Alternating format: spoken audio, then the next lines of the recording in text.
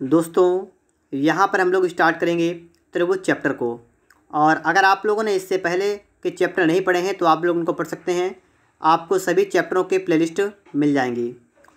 तो दोस्तों यहाँ पर हम लोग स्टार्ट करेंगे। तो सबसे पहले हम समझेंगे त्रिभुज के बेसिक के बारे में।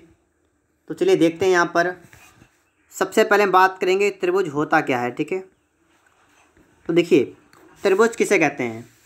तो इस तरीके से आपके सामने तीन भुजाओं से घिरी आकृति आपको मिलेगी और इसी का नाम आपको मिलेगा त्रिभुज। कहने का मतलब यहाँ पर क्या हो रहा है कि तीन भुजाओं से घिरी आकृति को त्रिभुज कहते हैं। जैसे आपके सामने यहाँ पर एक आकृति बनी हुई है और इसका नाम क्या है, त्रिभुज। इसमें भुजाओं की अगर हम बात करेंगे तो भुजाएं कौन कौन सी हैं, तो ए बी और बी सी और ए सी, ये इसमें क्या है, ये इसमें आपकी हैं भुजाएं। ठीक है, ये है भुजा। और अगर दोस्तों कोण की बात करेंगे तो कोण ए है, कोण बी है और सी, ये क्या है, ये आपके हैं कोण। ठीक है, ये वाले क्या आपके हैं, ये हैं आपके कोण। फिर दोस्तों यहाँ पर हम एक कंडीशन यहाँ पर देखिए क्या होता है कि दोस्तों यहाँ पर जो आपके कोण होते हैं ना, कोण ए आपका जो है, कोण बी आपका जो है, कोण सी आपका जो है, ये तीनों बराबर होते हैं 180 अंश के। मतलब क्या है कि त्रिभुज के तीनों अंतः कोणों का योग 180 अंश होता है।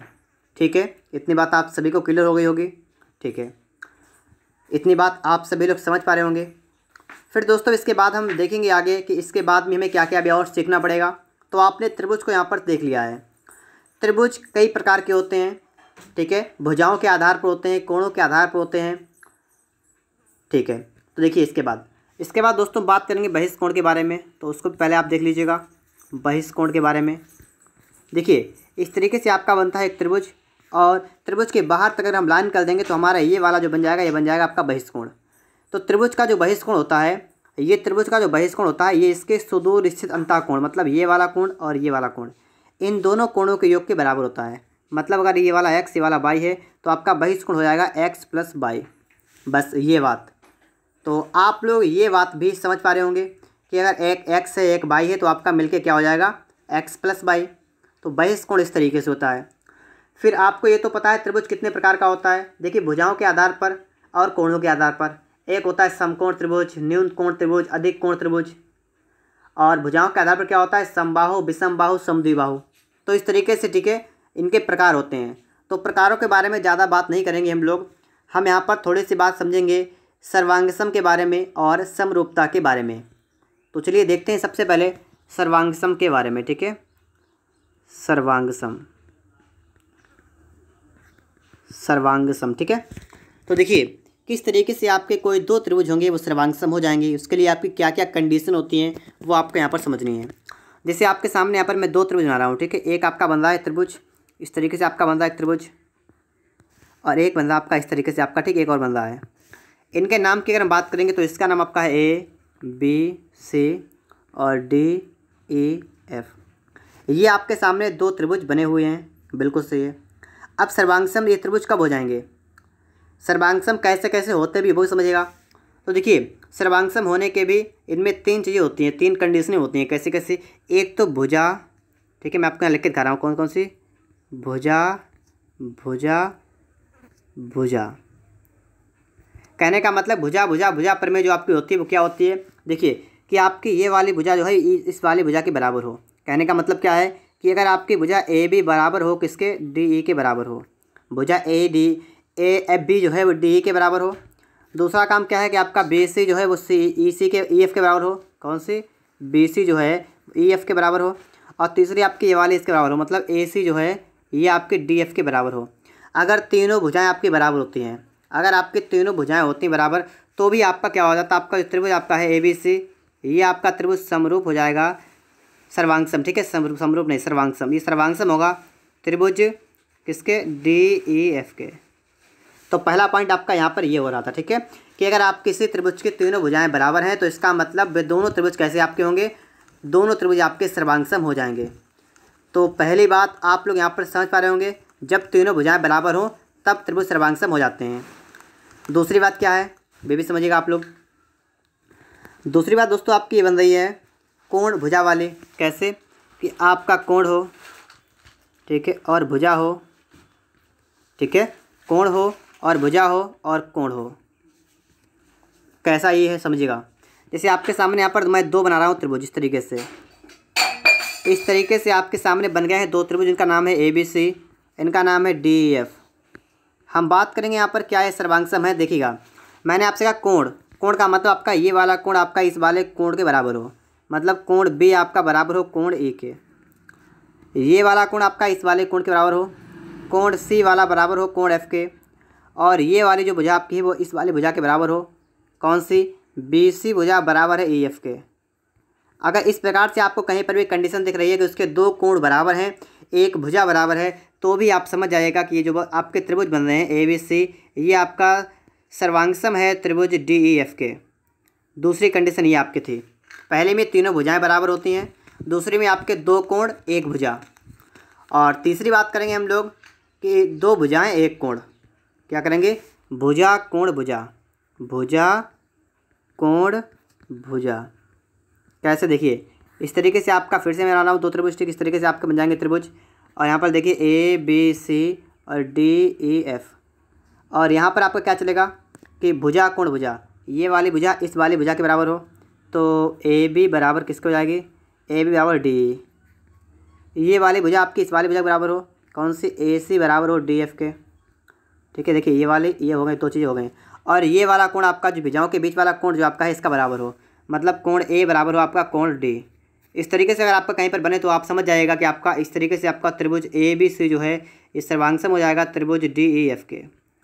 तो इस तरीके से मैंने आपको भुजा भुजा भुजा बताए, कोण भुजा कोण बताया, और भुजा कोण भुजा भी बताया। ठीक, इसकी तीनों के बारे में बताया मैंने आपको कि कैसे कैसे आपके त्रिभुज सर्वांगसम हो जाएंगे। अब दोस्तों इसके बाद में हम बात करेंगे समरूपता के बारे में, क्योंकि दोस्तों समरूपता से भी आपके जो आपके प्रश्नावली जो आपकी है उसमें समरूपता से ज़्यादातर क्वेश्चन आपके हैं। ठीक है, तो देखिए समरूपता के बारे में बताएंगे हम आपको यहाँ पर, समरूपता। ठीक है, देखिए समरूपता के बारे में बिल्कुल वही है जो आप सर्वांगसम के बारे में पढ़ चुके हैं। ठीक है, कैसे, देखिए यहाँ पर जैसे मैंने आपको उसमें पहली वाली कंडीशन आपको बताई थी, भुजा भुजा भुजा पर में, मतलब सब कहीं भुजा से ही अगर हम चेक करें, क्या बताया था, भुजा भुजा भुजा पर में। ठीक है, तो भुजा, ठीक है, तो 2 त्रिभुज आप बनाएंगे इस तरीके से यहाँ पर भी। ठीक है, इस तरीके से आप बनाएंगे 2 त्रिभुज। और देखिए यहाँ पर इसका नाम रख दिया हमने ABC, इसका रख दिया DEF। अब यहाँ पर देखिएगा, ठीक है, मैंने आपके सामने यहाँ पर 2 बना दिए त्रिभुज, और अब आपको यहाँ पर समझना है कि यहाँ पर क्या है। यहाँ पर आपको क्या देखना पड़ेगा, यहाँ पर आपकी भुजाएं बराबर नहीं होंगी। वहाँ पर क्या था कि भुजाएं बराबर होते थे कि आपके ये बराबर इसके है, लेकिन यहाँ पर बराबर नहीं होंगी। यहाँ पर भुजाएं बराबर नहीं होंगी, बराबर क्या होगा, भुजाओं का अनुपात। क्या मैंने आपसे कहा, यहाँ पर भुजाएं बराबर नहीं होंगी, भुजाओं का अनुपात बराबर होगा। कहने का मतलब कि ये वाली भुजा जो है इसका अनुपात बराबर होगा, मतलब AB जो है अपान में DE ये बराबर आपका होगा। अगर इसको लेंगे आप, या अगर आप इस वाले को लेंगे तो ये मतलब BC अपान EF, और ये बराबर आपका हो जाएगा AC अपान DF। तो इस तरीके से इसमें भुजाएं आपकी बराबर नहीं होंगी, भुजाओं का अनुपात आपका दोस्तों यहाँ पर बराबर हो जाएगा। ठीक है, भुजाएं बराबर नहीं होंगी, भुजाओं का अनुपात बराबर आपका यहाँ पर हो जाएगा। कैसे, देखिए मैं आपको बताने की कोशिश कर रहा हूँ। ठीक है, देखिए जैसे मान लीजिए आपने यहाँ मान लिया ये है 2, ये है 3, ये है 4, तो जो आपका अगला वाला त्रिभुज है इसका अनुपात बराबर होगा। कहने का मतलब अगर देखिए 2 का डबल कर दिया, मैंने 4 के लिए कर लिया, मैंने 6 के लिए कर लिया, 8 कर लिया, और अगर मैं इसको देखूँ तो इसको निकाल के देखूँ, मतलब सही करूँ इसको, तो ये 2 से कट जाएगा, 2 दूना 4, 2 चौका 8, 2 तिया 6। तो आपका जो पहला वाला त्रिभुज है उसके हिसाब से यहाँ पर आ गया, तो इसका अनुपात बराबर है। ठीक है, तो इसका अनुपात कैसा है, बराबर है। तो बस मेरा कहने का मतलब यही है कि आपकी भुजाएं बराबर नहीं होंगी, भुजाओं का अनुपात आपका यहाँ पर बराबर हो जाएगा। पहली बात आप सभी लोग यहाँ पर समझ गए होंगे। ठीक है, कि भुजा भुजा भुजा क्या होता है, भुजाओं का अनुपात बराबर होता है। इसको आप याद रखिएगा, क्योंकि आपके सवाल जो आगे लगेंगे वो भी इसी से लगेंगे। फिर सेकेंड टाइप देखेंगे हम लोग, यहाँ पर भुजा भुजा भुजा देख लिया हमने। अब देखेंगे हम लोग किसको देखेंगे, भुजा। ठीक है, भुजा और कोण और भुजा, भुजा कोण भुजा। अब दोस्तों यहाँ पर हम देखेंगे भुजा कोण भुजा। तो इसमें देखिएगा आप लोग फटाफट से हम लोग यहाँ पर बना रहे हैं 2 त्रिभुज। पहला ये बन गया और दूसरा आपका त्रिभुज ये बन गया। इस तरीके से आपके बन गए 2 त्रिभुज। इसमें देखिए कि आपकी ये वाली भुजा देखिए, इसका नाम रखेंगे ABC और DEF। तो आपकी जो आपकी AB भुजा है ना, AB ये आपकी ए बी भुजा, इसका अनुपात डी के अनुपात के बराबर, ठीक है, अनुपात बराबर। और ये वाली भुजा ये ले लीजिए तो आपका हो जाएगा ए सी अपान डी एफ। दो भुजाएं होगी, एक कोण ले लीजिए तो एक कोण, कोण तो आपके बराबर होंगे, कोण ए बराबर आपका होगा कोण डी। तो देखिए यहाँ पर इस तरीके से आप क्या देख पा रहे हैं कि आपके दो भुजाओं का अनुपात बराबर है और एक कोण बराबर है, ठीक है। तो कुल मिलाकर तीनों चीज़ें हो गई, दो भुजाएं हो गई, एक कोण हो गया बराबर। तो इसका मतलब क्या हुआ कि आपके दोनों त्रिभुज कैसे हो गए, समरूप हो गए। कौन कौन सा त्रिभुज ए बी सी, समरूप के लिए सिर्फ एक होता है चिन्ह, इस तरीके से आप समझिएगा, त्रिभुज डी ई एफ, ठीक है। तो ये दोस्तों आपने क्या यहाँ पर कर लिया, आपने यहाँ पर भुजा कोण भुजा के हिसाब से यहाँ पर आपने इसको इतना हल किया हुआ है, ठीक है। तो ये आपका हो गया सर्वांग सम। फिर दोस्तों आगे हम देखते हैं, इसमें एक और होता है कंडीशन कोण कोण कोण वाला, वो भी आप देख लीजिए। यहाँ पर क्या होता है, कोण कोण और कोण, कोण को इंग्लिश कहते हैं एंगल, ठीक है। तो कोण कोण कोण का यहाँ पर क्या फंडा होता है ये भी आप देखिएगा। देखिए इस तरीके से आपके दो त्रिभुज बने, ठीक, इस तरीके से एक ये है, एक आपका इस तरीके से बड़ा त्रिभुज मान लीजिए इस तरीके से। इसमें क्या कंडीशन है, इसमें अगर आप मान लीजिए आपका है 50 डिग्री का, ये आपका है 70 का, इसमें भी आपका ये 50 का है, ये वाला आपका 70 का है। तो आपको यहाँ पता है ये कि आपका ये वाला कोण आपका इस वाले कोण के बराबर होगा। बताइएगा कि अगर आपके दो कोण बराबर हो तो तीसरा अपने आप बराबर हो जाएगा। क्या 7 5 12, यहाँ पर 60 ये वाला होगा, 60 वाला होगा। तो बस इसमें तो आपको बस यही समझता था कि मतलब ये जो आपके कोण है ना, इसमें अगर नाम रख दें ए बी सी, इसमें अगर दोस्तों हम अगर यहाँ पर नाम रख दें कि डी ई एफ, तो यहाँ पर क्या, यहाँ पर आपके कोण कोण कैसे बराबर होंगे, कि अब आप समझ गए होंगे कि जहाँ पर आपके कोण कोण बराबर होंगे वहाँ पर भी आपका त्रिभुज कैसा होगा, सर्वांगसम हो जाएगा, ठीक है। इतनी बात आप सभी समझे होंगे। अब एक बात आप यहाँ पर और समझेंगे, जब आपको पहले से ही दे रखा होगा कि दो त्रिभुज आपके समरूप हैं। देखिए कैसे, जैसे मान लीजिए मैंने यहाँ पर बनाया एक त्रिभुज, ठीक है, इस तरीके से मैंने बनाया एक त्रिभुज ये, और ये तो आपका बनाया इस तरीके से ये, ठीक है, ए बी सी आपका ये त्रिभुज है, ये त्रिभुज आपका है डी ई एफ, ये आपके दो त्रिभुज हैं, ठीक है। और आपको बताया गया है कि ये दोनों त्रिभुज आपका जो ए बी सी है ये समरूप है त्रिभुज डी ई एफ के, ये आपको बता दिया गया पहले ही। तो इसमें आपका क्या क्या बन सकता है वो आपको यहाँ पर देखना है। तो आपको पता है कि समरूप जब होते हैं तो इसमें एक आपकी कंडीशन क्या बनती है कि आपकी भुजाओं का अनुपात बराबर होगा। कौन कौन सा, आपका जो ए बी का अनुपात है ना, ए बी अपान क्या करेंगे आप लोग, इसके अनुपात क्या करेंगे आप करेंगे डी बराबर बी सी अनुपात ई एफ बराबर और ए सी अपान में कर देंगे डी एफ। तो यहाँ पर क्या हुआ, यहाँ पर दोस्तों आपका जो भुजाओं का अनुपात था ये आपका बराबर हो गया, पहली बात, ठीक है। ये तीनों भुजाओं का अनुपात आपका बराबर हो गया। और यही अनुपात आपका बराबर किसके किसके होगा ये आप लोग यहाँ पर समझ लीजिए। यही अनुपात आपका ऊंचाई के बराबर होगा, इस वाले की ऊंचाई इस वाले की ऊंचाई, उसका अनुपात बराबर होगा। अगर आपने पहले वाले का H1 मान ले, दूसरे वाले H2 मान ले, तो इसका अनुपात बराबर होगा। फिर ये बराबर किसका होगा, ये बराबर होगा आंतरिक त्रिज्या के अनुपात के बाह्य त्रिज्या के अनुपात के। तो कहने का मतलब ये होगा R1 अपान R2, ये क्या होगा, ये इसका होगा आंतरिक त्रिज्या, ठीक है, आंतरिक त्रिज्या के बराबर। और ये आपका होगा बराबर बाह्य त्रिज्या के अनुपात के, ठीक है, R1 कैपिटल R1, ठीक है, अनुपात ये क्या हुआ, ये आपका बाह्य त्रिज्या के अनुपात के बराबर हुआ। और यही बराबर होगा आपका परिमाप के, परिमाप पहले वाले का और दूसरे वाले का भी परिमाप। तो इस तरीके से मैंने आपको यहाँ सब कुछ लिख कर दिखा दिया है कि अगर आपके दो त्रिभुज समरूप होते हैं तो उनकी भुजाओं का अनुपात, उनकी ऊंचाइयों का अनुपात, आंतरिक त्रिज्याओं का अनुपात, बाह्य त्रिज्याओं का अनुपात, परिमाप का अनुपात, ये सभी कैसे होंगे, सभी का अनुपात सेम होगा। इस तरीके से आप इसको अपनी कॉपी पे फटाफट से नोट कर लीजिएगा। और एक चीज़ आपकी बची हुई है वो भी मैं अभी आपको बता देता हूँ, क्षेत्रफल वाला। बस इतना करने के बाद हम सवालों को स्टार्ट करेंगे और बस फटाफट से हम सवालों को लगाना शुरू कर देंगे। तो इतनी बात यहाँ पर ये क्लियर हुई। इसके बाद आप लोग बात करेंगे, देखिए परिमाप तो आपने देख लिया है, अब हम देखेंगे सिर्फ क्षेत्रफल को। तो यहाँ से हम इस सबको हटाते हैं और बस बात करेंगे क्षेत्रफल के बारे में। इस तरीके से आपके दो त्रिभुज बने थे, ठीक है, एक का नाम ए बी सी, एक का नाम क्या है डी ई एफ। और यहाँ पर बात करेंगे त्रिभुज ए बी सी अपान में त्रिभुज डी ई एफ, इसका क्षेत्रफल और अपान में इसका क्षेत्रफल, ठीक है, ये है बराबर। देखिए त्रिभुज का क्षेत्रफल बराबर क्या होगा, त्रिभुज का क्षेत्रफल बराबर आपका होगा भुजाओं के स्क्वायर के अनुपात के। कहने का मतलब क्या है कि त्रिभुज के क्षेत्रफल का अनुपात बराबर क्या होगा, जैसे आपकी भुजा ए बी है और डी, ये तो इसका अनुपात बराबर होगा ना, तो ए बी अनुपात डी है, इसका स्क्वायर कर दीजिए, बस इसके बराबर होगा। अगर ये ना हो तो आपका दूसरी मतलब ये देखा हो ये वाली, तो देख लीजिए, इसको लिख लीजिए बी सी अपान ई एफ, इसका स्क्वायर कर दीजिए। तीसरी वाली कर दीजिए, ना हो तो आप H1/H2 का स्क्वायर कर सकते हैं, ये वाला भी। माध्यिका आपको मिलेंगी तो आप लोग कर सकते हैं इसको बराबर M1/M2 का स्क्वायर।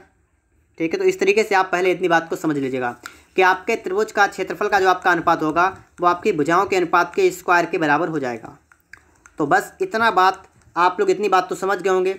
अब अगर यहाँ पर हम लोग सवालों को लगाना स्टार्ट करें तो बस हमारे सवाल लगते जाएंगे अब, और जहाँ कहीं भी हमें कोई भी प्रॉब्लम आएगी, कहीं पर हमें कुछ भी चीज़ की आवश्यकता होगी, वहाँ पर मैं आपको बता भी दूंगा। ठीक है, देखिए दोस्तों, प्रश्न नंबर 1, यदि त्रिभुज ABC और त्रिभुज PQR में कोण A बराबर कोण Q, कोण B बराबर कोण R, कोण C बराबर कोण P हो तो निम्नलिखित में सत्य कथन ज्ञात कीजिए। देखिए, आपको बताया गया है कि दो त्रिभुज हैं और जिसमें आपके तीनों कोण बराबर हैं।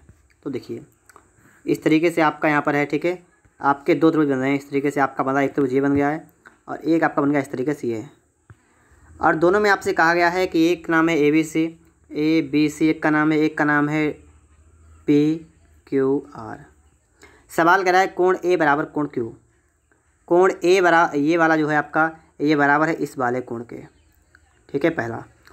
कोण B बराबर कोण R, कोण B वाला, ये मैं डबल करता हूँ इसमें, कोण B किसका, कोण R, तो मतलब ये वाला, ये। ठीक है, मैंने पहले वाले के लिए एक कर दिया कोण, दूसरे वाले के लिए मैं डबल बना दिया चिन्ह। ठीक, इससे पता लगता रहे। और कोण C बराबर कोण P, कोण C बराबर ये वाला बराबर कोण P, ये वाला।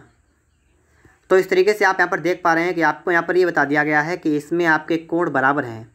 और मैंने आपको बताया था कि जब भी आपके तीनों कोण बराबर होंगे तो आपका त्रिभुज सर्वांगसम नहीं, समरूप होगा। ठीक है, मैंने आपको बताया था तीनों त्रिभुज मतलब तीनों कोण अगर बराबर हैं तो आपका त्रिभुज समरूप हो जाएगा। लेकिन यहाँ पर तो आपका सब कहीं लिखा हुआ है कि त्रिभुज ABC, त्रिभुज PQR, कहीं पर BC है तो QRP, तो मतलब नाम चेंज किया यहाँ पर है। तो यहाँ पर कहने का मतलब यहाँ पर ये हो रहा है कि यहाँ पर स्टार्टिंग आप कहाँ से करेंगे। मेन चीज़ यहाँ पर आ रही है कि आप स्टार्टिंग कहाँ से करेंगे। जैसे आप यहाँ पर देख पा रहे हैं कोण त्रिभुज ABC है। ठीक, आप यहाँ लिख देंगे त्रिभुज ABC, ये समरूप होगा, लेकिन किस त्रिभुज के समरूप होगा ये आपको देखना यहाँ पर है। तो A वाला कोण सिर्फ सिंगल वाला है, तो सिंगल वाला कौन सा है, Q वाला। तो A वाले की जगह पर आप क्या लिखेंगे, Q वाला, Q।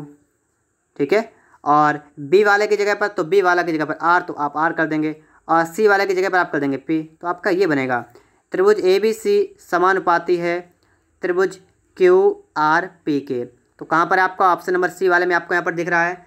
तो प्रश्न नंबर 1 के लिए आपका राइट आंसर कौन सा होगा, C वाला।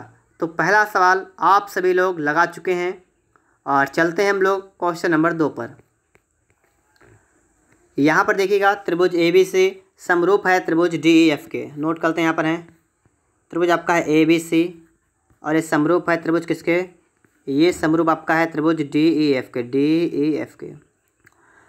AB बराबर 4 सेमी है, AB बराबर 4 सेमी का मतलब ये आपके 4 हो गए, BC बराबर 6 हो गए, CA बराबर 9 हो गए, और DE बराबर 8। तो FD का मान ज्ञात कीजिए। FD का मतलब आपको इस वाले का मान निकालना है। कैसे निकालेंगे, देखिए बिल्कुल सिंपल तरीका मैं आपको यहाँ बताने वाला हूँ। तो देखिए, आपको ये पता है कि जब भी आपके त्रिभुज समरूप होते हैं तो क्या होता है, उनकी भुजाओं का अनुपात बराबर होता है, उनकी भुजाओं का अनुपात बराबर होता है।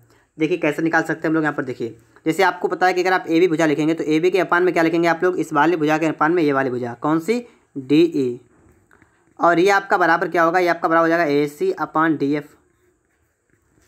तो बस इन दो को उठा लीजिए। AB का मान कितना है, AB का मान आपका है 4 बटा में DE का मान आपका है 8 बराबर AC का मान है 9 बटा में कितना कर देंगे DF। इसको आपको यहाँ पर सॉल्व करना है। 4 एकन 4, 4 दूना 8।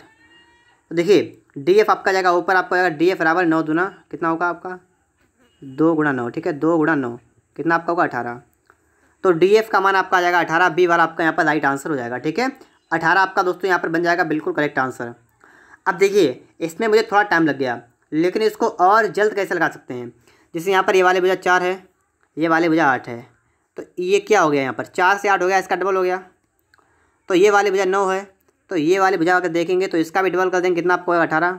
तो इस तरीके से भी आप सवाल को लगा सकते हैं। ठीक है, आपका 18 बन जाएगा। अगर आपका ये वाला पूछे तो 6 के कितना होगा, आपका हो जाएगा 12। तो ठीक कोई से पूछे आप आसान तरीके से निकाल सकते हैं। इसके बाद दोस्तों बात करेंगे प्रश्न नंबर 3 के बारे में। तो यहाँ पर आप लोग देखेंगे 3 नंबर, दो समरूप त्रिभुजों ABC और PQR में AB 6, BC 8, CA 12, PQ 9 त्रिभुज पी क्यू आर पर परिमाप ज्ञात कीजिए। देखिए यहाँ पर समरूप त्रिभुज आपके हैं तो आप यहाँ बना देंगे, ठीक। इस तरीके से आपका एक त्रिभुज ABC है, एक त्रिभुज पी क्यू आर है। नाम लिखता हूँ मैं यहाँ पर ABCPQR, और कह रहा है कि AB बराबर 6 सेमी, AB बराबर 6 सेमी, ठीक है। 6 सही से लिखते हैं इसको 6, और BC 8 हो गई, BC 8 का मतलब ये वाली 8 हो गई, और C 12 हो गई, ये 12 हो गई, और कह रहा है PQ है 9, तो ये वाले हो गए 9। तो PQR का परिमाप ज्ञात कीजिए, ठीक है। तो यहाँ पर आपको क्या बताना, आपको बताना है इसका परिमाप। तो देखिए परिमाप कैसे निकाल सकते हैं, आपको ये पता है कि जो आपका अनुपात भुजाओं में होगा वही अनुपात आपका परिमाप में होता है।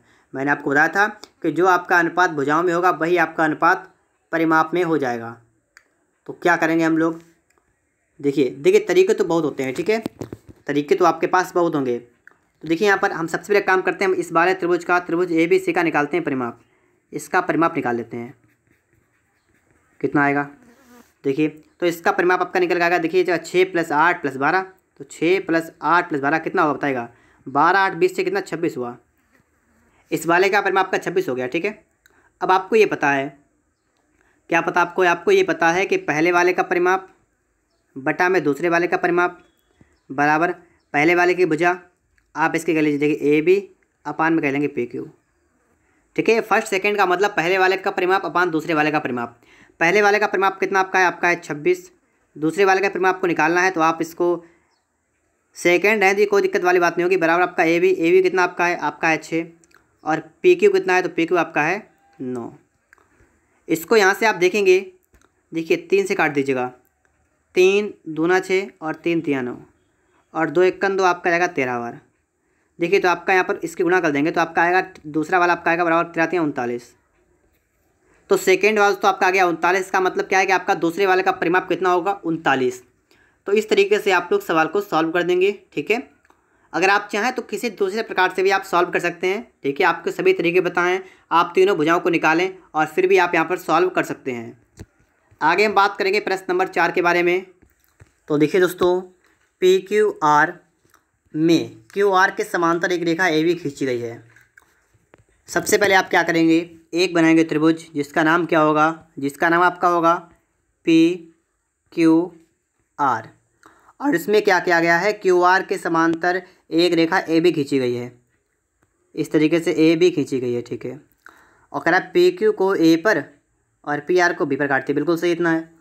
PA बराबर 3 सेमी, PA आपका कितना है 3, और AQ आपका ये वाला इतना है 5, और BP कितना है, BP आपका है 6, तो आपको BR बताना है, आपको ये वाला आपको मान लेना है X। अब आप यहाँ पर देखिएगा कि ये सवाल आपको यहाँ पर बताना है किस टाइप से आपका सवाल बने वाला है। तो देखिए कोई समस्या वाली बात नहीं, आप इसको कैसे लगाएंगे, आप लिख लेंगे PA अपान, ठीक है, AQ बराबर PB अपान BR।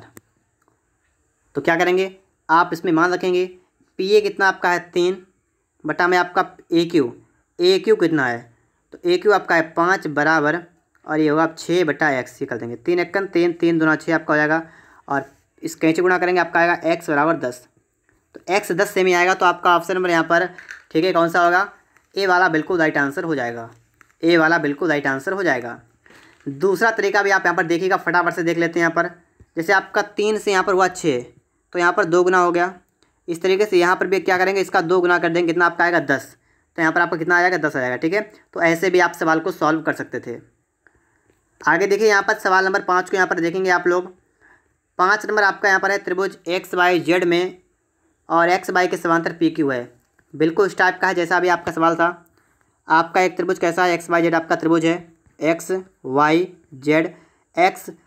XYZ में भुजा XY के समांतर PQ है, XY के समांतर PQ। एक काम करते हैं यहाँ पर हम लोग X यहाँ कर देते हैं XYZ, इस तरीके से आप कर दीजिए, ठीक है। XZ के समांतर PQ मतलब इस तरीके से आपको हो जाएगा PQ,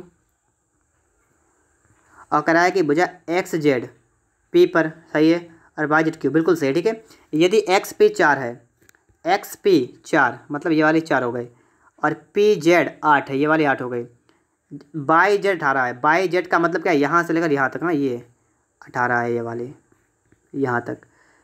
तो QZ बताइए, QZ अगर आप इसको X मान लीजिए, आपने इसको X मान लिया, तो आपके ये वाली आपको हो जाएगी 18 - X, क्योंकि टोटल आपका 18 है, तो इतना आपका हो जाएगा। बात आपकी समझ में आ रही होगी, ठीक है। इतना आप कर सकते हैं ना, ठीक है, बिल्कुल सही इतना है। तो अब आप इसको हल करिएगा, तो कैसे हल करेंगे देखिएगा। हमें ये तो पता है कि जो आपका 8 है, 8 के बटे में अगर हम 4 करेंगे तो देखिएगा 8 के बटे में 4 कर देंगे, मतलब P z upon P x बराबर आपका हो जाएगा जेड एक्स, मतलब आपका एक्स अपान में आपका हो जाएगा 18 माइनस एक्स, ये आपका हो जाएगा बराबर। ये तो आपको पता है यहाँ पर है। फिर आप यहाँ पर देखेंगे आपका यहाँ पर आया 1, यहाँ पर आपका आ गया 2, आप इसमें गुणा कर देंगे इस तरीके से, आपका हो जाएगा 18 दूना होगा 36 माइनस का 2x बराबर x आपका हो जाएगा। तो 36 आपका हो गया बराबर 3x। तो यहाँ से आपने हल किया, इसको आ गया आपका आ गया 12 बराबर x।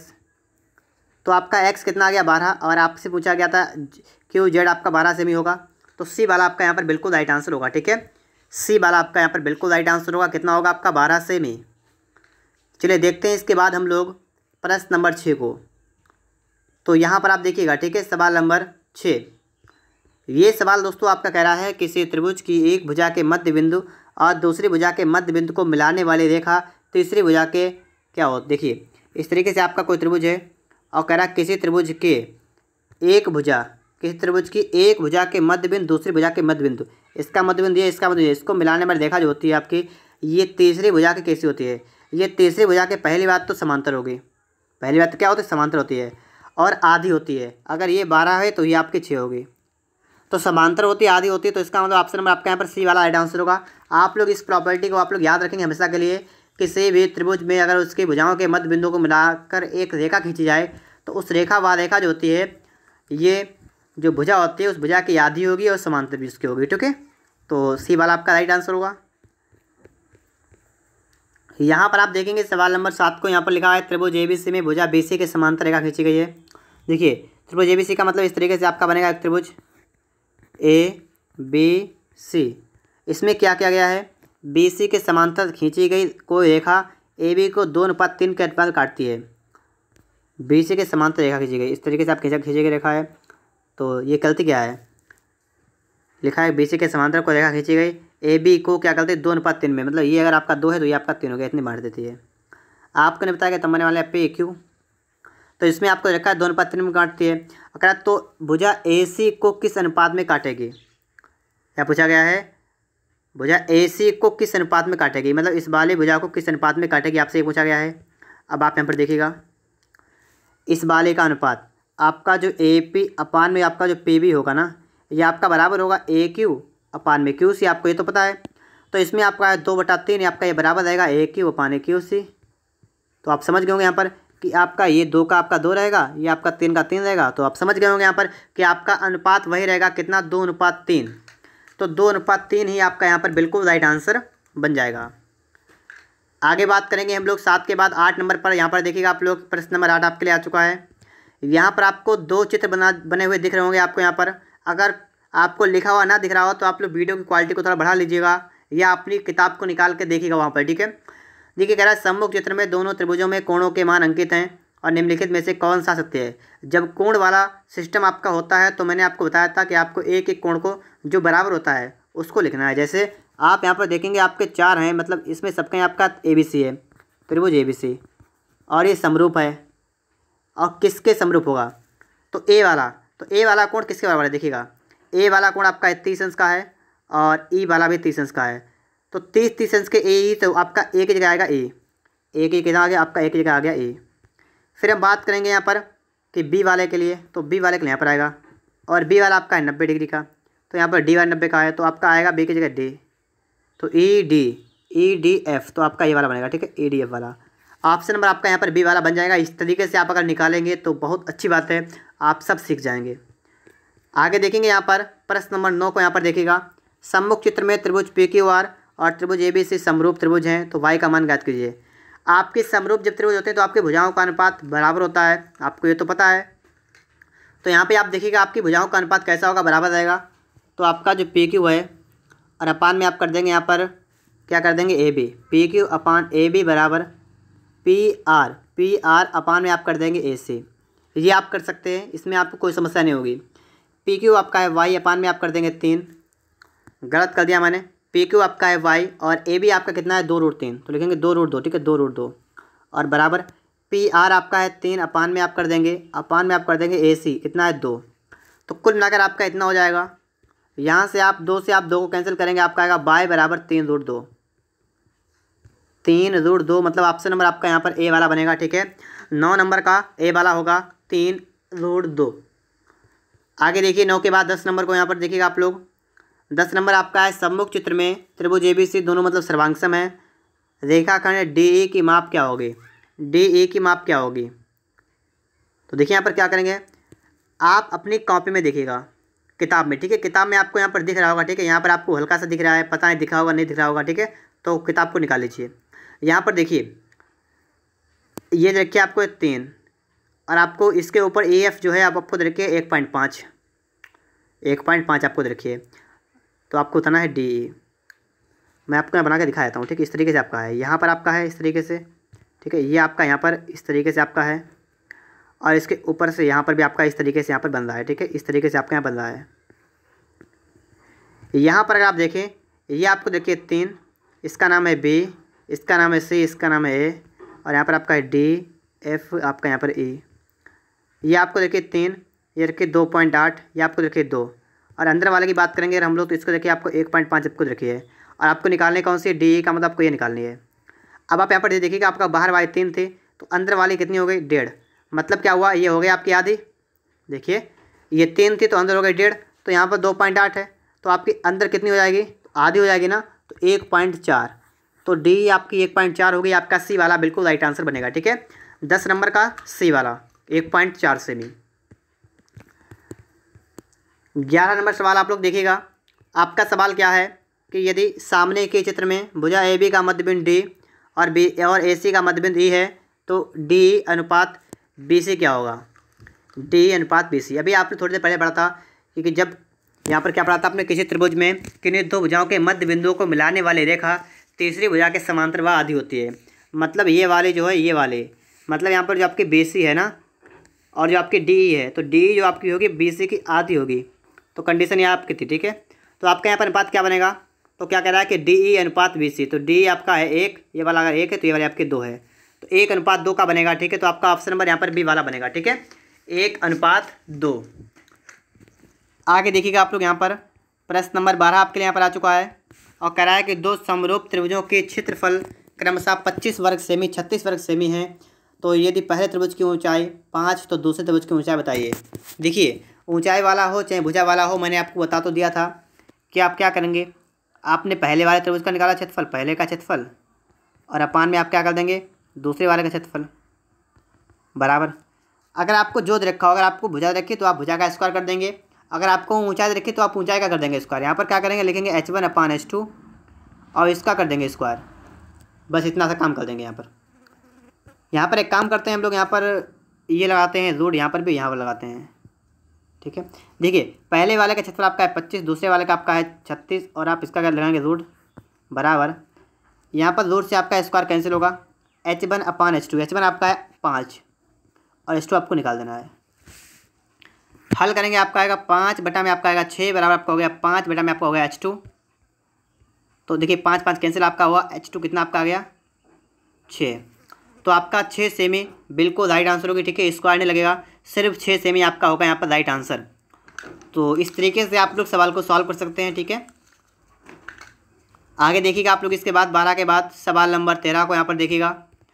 13 नंबर आपका सवाल है कि त्रिभुज ABC और त्रिभुज PQR की संगत ऊंचाइयों का अनुपात 8:11 है। त्रिभुज PQR का क्षेत्रफल 121 है, त्रिभुज ABC का क्षेत्रफल ज्ञात कीजिए। देखिए उनकी ऊंचाइयों का अनुपात आपको रखा है 8, ऊंचाइयाँ 8:11 हैं, तो इनका क्षेत्रफल कितना होगा बताएगा। इस वाले का क्षेत्रफल क्या होगा 8 का स्क्वायर 64 और इसका क्या होगा 121। और आपको यहाँ पर एक चीज़ रखा है कि आपको रखा है कि त्रिभुज PQR का 121 है, एक का 121 तो एक का होगा 64, तो 64 वाला राइट आंसर होगा, ऑप्शन नंबर C वाला। ठीक है, तो इस प्रश्न के लिए आपका C वाला बिल्कुल राइट आंसर हो जाएगा और कितना होगा 64 सेमी स्क्वायर। आगे हम बात करते हैं 13 के बाद 14 नंबर को। यहाँ पर देखिएगा सवाल नंबर 14 को, 2 समरूप त्रिभुजों की ऊंचाई का अनुपात 13:15 है, इनके क्षेत्रफल का अनुपात ज्ञात कीजिए। ऊंचाई का अनुपात रखा है 13:15 और इनके निकालना है आपको क्षेत्रफल का अनुपात। कैसे निकालेंगे, आप 13 का स्क्वायर कर देंगे और 15 का स्क्वायर कर देंगे, बस निकल आएगा। 13 का आपका हुआ 169 अनुपात 15 का हुआ 225, तो यही आपका राइट आंसर होगा। ऑप्शन नंबर आपका यहाँ पर डी वाला बिल्कुल राइट आंसर बन जाएगा। ठीक है, 169 अनुपात 225। आगे चलते हैं हम लोग इसके बाद प्रश्न नंबर 15 की तरफ। यहाँ पर देखेंगे, यहाँ पर कह रहा है क्षेत्रफल का अनुपात 16 अनुपात 49 है, तो उनकी मध्यिकाओं का अनुपात। देखिए, चाहे मध्यिका की बात की जाए, चाहे ऊंचाई की बात की जाए, चाहे भुजाओं की बात की जाए, बिल्कुल सेम तरीका आपका यहाँ पर भी लगेगा। आप क्या करेंगे, आपका क्षेत्रफल का जो अनुपात है कितना है, 16/49 आपका है। इसमें लगाएंगे यहाँ पर दूर, बराबर आपका हो जाएगा m1/m2। मतलब माध्यिका पहले वाले, दूसरे वाली माध्यिका, इनका अनुपात आपका होगा अंडर रूट क्षेत्रफल का अनुपात। तो आपका कितना आएगा, आपका आ जाएगा 4/7। तो 4:7 आपका बिल्कुल राइट आंसर बनेगा। ठीक है, 15 का आपका ए वाला बन जाएगा। कितना आपका बनेगा, 4:7। तो इस तरीके से आप लोग सवाल नंबर 15 को भी लगा देंगे। यहाँ पर आप देखिएगा, सवाल नंबर आपके लिए आ चुका है 16 नंबर। यहाँ पर आपसे कह रहा है सम्मुख चित्र में रेखा AD कोण ए की अर्धक है। मतलब AD क्या करती है, इसको 2 बराबर भागों में बांट देती है। इस वाले को 2 भागों में बांट देती है। ठीक है, पहली बात तो ये हो गई। ठीक है, ये दोनों भाग आपके कैसे हो गए, बराबर हो गए। ये भाग आपका और ये भाग दोनों आपके बराबर हो गए। ठीक है, और आपसे कह रहा है ये वाली 5, ये वाली 5 है, तो 4 ये है, तो और कितनी होगी। तो आप खुद समझदार हैं, आप समझ जाएंगे। अगर ये 4 है तो आपकी ये भी 4 होगी, क्योंकि आपके अगर कोण बराबर है तो कोण के सामने वाली भुजा भी आपके बराबर ही होगी। तो कितनी होगी, 4 सेमी होगी। लेकिन यहाँ पर आपको यहाँ पर ऑप्शन नहीं दिख रहा है, लेकिन दोस्तों यहाँ पर आपके 4 सेमी होगी। आप चाहे निकाल के देख सकते हैं इसको। आप क्या करेंगे, आप लिखेंगे AB अपान में करेंगे आप AC। ठीक है, आप 2 त्रिभुज अलग कर लेंगे, तो आपका होगा बराबर BD अपान में कर देंगे DC।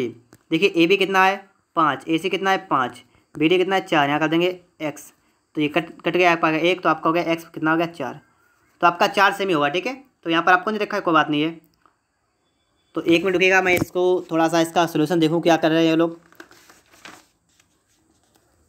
ठीक है दोस्तों, यहाँ पर इन्होंने एक काम किया है। यहाँ पर इन्होंने क्या काम किया है देखिएगा, यहाँ पर इन्होंने DC जो आपकी DC थी, इसको एक दिया, AC को 6 कर दिया, AC को 6 कर दिया। तो AC आपकी 5 यहाँ पर इन्होंने कर दिया 6, यहाँ पर इन्होंने 6 कर दिया है। तो आप यहाँ पर 6 कर दीजिएगा, DC की जगह यहाँ पर आप 6 रख दीजिए। ठीक है, इसको हल करिएगा, आपका आंसर निकल के यहाँ पर आ जाएगा। ठीक है, आगे चलते हैं हम लोग 16 के बाद सवाल नंबर 17 की तरफ। यहाँ पर देखते हैं 17 नंबर को।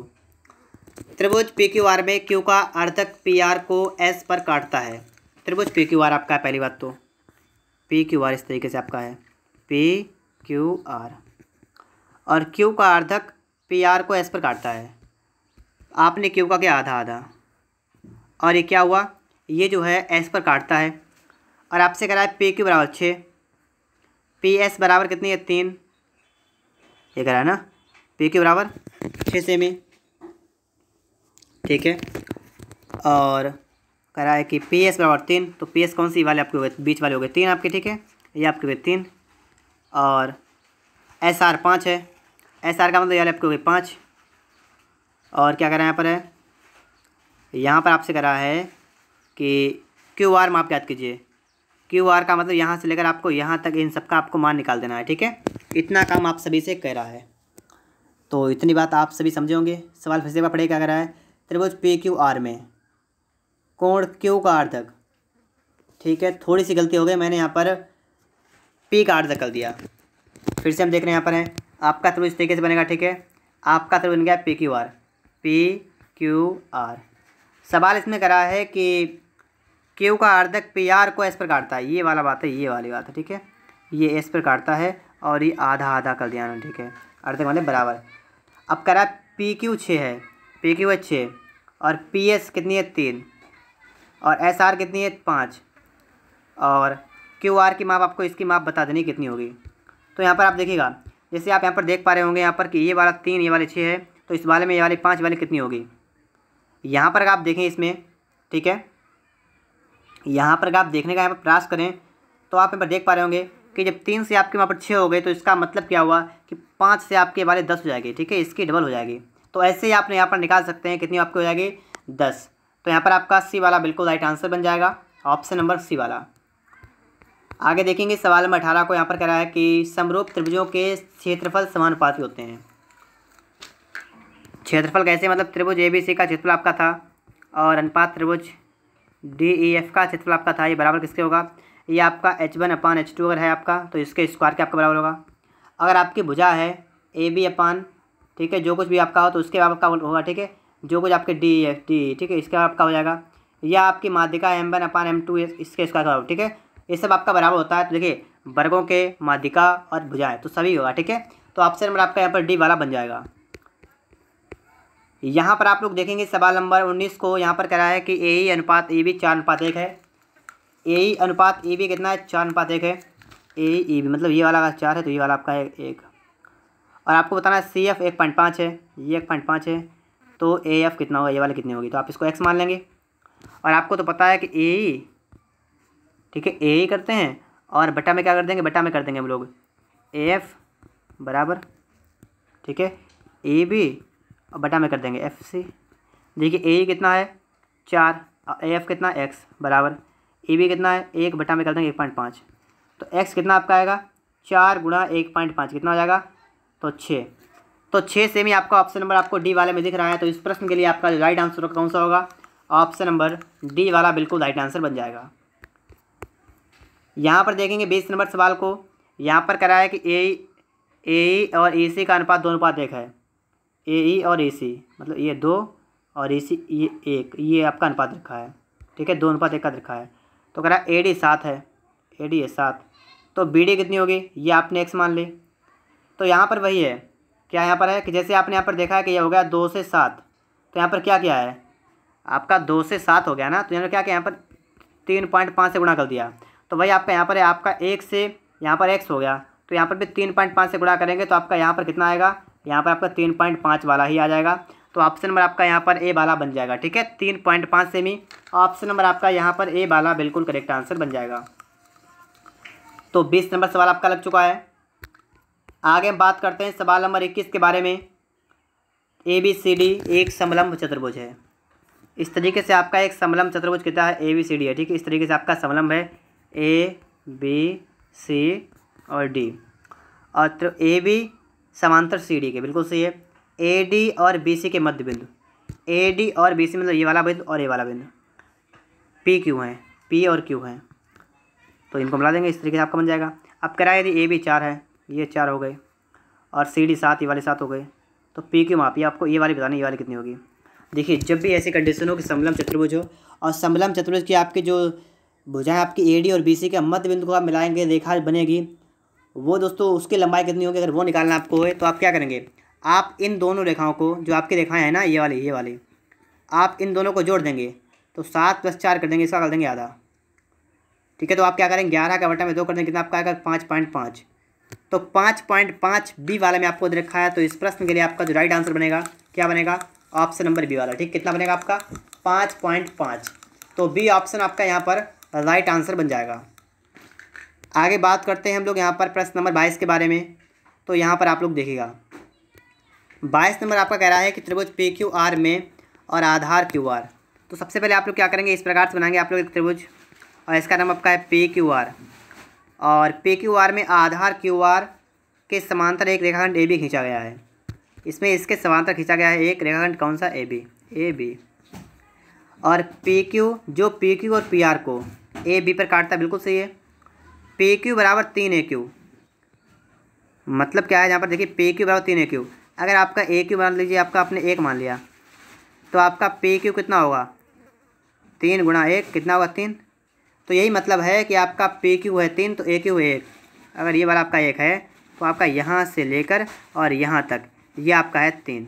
तो अगर मैं आपसे पूछूं कि ये वाला कितना होगा तो आप बताएंगे 2 हो जाएगा, ये वाला 2, ये 1 ही मिलके आपका हो गया 3, ठीक है। तो देखिए यहाँ पर आपसे कह रहा है कि बी आर बराबर 2, बी आर मतलब ये वाला आपका है 2, तो पी बी कितना होगा ये आपको बताना है। देखिए 1 से आपका हो गया 2, तो इसका मतलब इन्होंने 2 से गुणा किया है, तो यहाँ पर इसको निकालना है आपको, तो इसमें आप 2 से गुणा करेंगे, आपका आएगा 4। तो 4 से भी आपके यहाँ पर बिल्कुल राइट आंसर होगा। तो आपका ऑप्शन नंबर यहाँ पर कौन सा बना, बी वाला, ठीक है। तो 22 नंबर के लिए दोस्तों आपका कौन सा हो गया, बी वाला, और कितना आपका बना है 4 सेमी। आगे बात करेंगे हम लोग प्रश्न नंबर 23 के बारे में। तो यहाँ पर आप लोग देखिएगा, आपको त्रिभुज की ऊंचाइयों का अनुपात रखा है और आपको बताना इनके क्षेत्रफल का अनुपात क्या होगा। बिल्कुल सिंपल सवाल आपका यहाँ पर है, आपको बताना इनके क्षेत्रफल का अनुपात कितना होगा। क्या करेंगे, स्क्वायर कर देंगे, इसका स्क्वायर कर देंगे, कितना आपका आएगा 4:9। तो 4:9 आपका यहाँ पर बन जाएगा, ठीक है, 4:9। आगे बात करेंगे यहाँ पर हम लोग सवाल नंबर 24 के बारे में। तो यहाँ पर आप लोग देखिएगा, आपके दो त्रिभुज हैं, ए बी सी आपका एक है ए बी सी, और एक आपका दोस्तों यहाँ पर त्रिभुज क्या बन रहा है, पी क्यू आर। आपको देखा है कि इनके परिमाप है 36 24, 36 24 इनके परिमाप हैं, और पी क्यू है 10। तो आपको ए बी बतानी है। क्या करेंगे यहाँ पर, आपको यह पता है कि आपका त्रिभुज ए बी सी का परिमाप, ए बी सी का परिमाप, और इसके बटे में कर देंगे त्रिभुज पी क्यू आर का परिमाप। तो ये जो आपका परिमाप है ना, ये आपका बराबर होगा इनकी भुजा के। तो ए बी सी की भुजा कौन सी, ए बी, और पी क्यू की भुजा कौन सी है, मतलब ये तो पी क्यू है इस वाले की। अब इसमें आप मान रखिएगा, तो इसका है 36 बटा में कर देंगे 24। ठीक है, क्या करेंगे हम कर देंगे 36 बटा में कर देंगे 24 बराबर कितना, ए बी, और ए बी आपको निकालना है, और पी क्यू आपको लिखा है 10। देखिए 12 दूना 24, 12 तियाँ 36, और 10 तियाँ कितना होगा 30, बटा में आपका हुआ 2 बराबर ए बी। इतना आपका आ गया ना, 2 से काटेंगे आपका आएगा 15। तो आपका ए बी जो है ये कितना निकल जाएगा, 15 सेमी। ठीक है, तो आपका सी वाला बिल्कुल राइट आंसर बनेगा, और कितना बनेगा, 15 सेमी। अगर आपको वीडियो अच्छा लग रहा है तो आप लोग वीडियो को लाइक करिएगा। अगर आप लोग चैनल पर नए हैं तो आप लोग चैनल को सब्सक्राइब भी कर लीजिएगा। दोस्तों यहाँ पर हम लोग प्रश्न नंबर 25 से स्टार्ट करेंगे, और अगर आप लोगों ने इससे पहले का वीडियो नहीं देखा है तो आप लोग उसको देखिएगा। आपको इससे पहले का वीडियो का प्लेलिस्ट मिल जाएगा, तो आप लोग वहाँ से वीडियो को देख सकते हैं। यहाँ पर हम बात करेंगे त्रिभुजों के विभिन्न केंद्र के बारे में। तो सबसे पहले हम लोग इसके बेसिक के बारे में समझते हैं। तो देखिएगा आप लोग यहाँ पर, सबसे पहले हम बात करेंगे माध्यिका के। तो देखिए माध्यिका क्या होती है, सबसे पहले आपको ये समझना है। तो मैं आपके सामने बना रहा हूँ एक त्रिभुज, इस तरीके से मैंने आपके सामने बना दिया है त्रिभुज। इसका नाम रख देते हैं ए बी और सी। अब आप देखिए माध्यिका क्या होती है।